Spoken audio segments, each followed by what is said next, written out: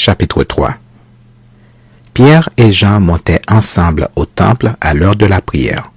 C'était la 9e heure.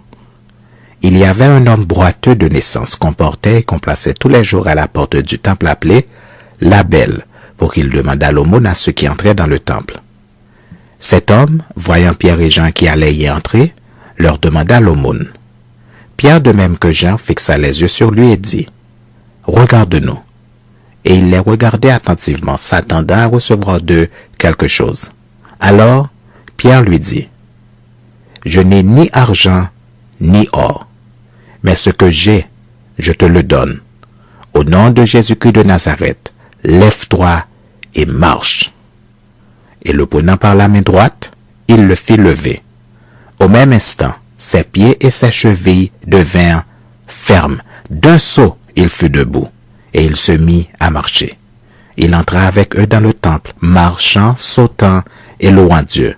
Tout le monde le vit marchant et louant Dieu. Il reconnaissait que c'était celui qui était assis à la Belle, porte du temple, pour demander l'aumône.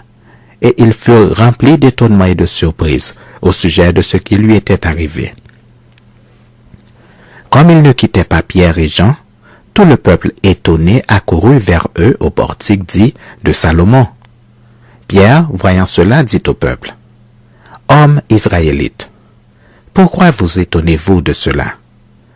Pourquoi avez-vous les regards fixés sur nous comme si c'était par notre propre puissance ou par notre piété que nous eussions fait marcher cet homme? Le Dieu d'Abraham, d'Isaac et de Jacob, le Dieu de nos pères, a glorifié son serviteur Jésus que vous avez livré et renié devant Pilate, qui était d'avis qu'on le relâchât. Vous avez renié le saint et le juste, et vous avez demandé qu'on vous accordât la grâce d'un meurtrier. Vous avez fait mourir le prince de la vie, que Dieu a ressuscité des morts, nous en sommes témoins. C'est par la foi en son nom, que son nom a raffermi celui que vous voyez et connaissez.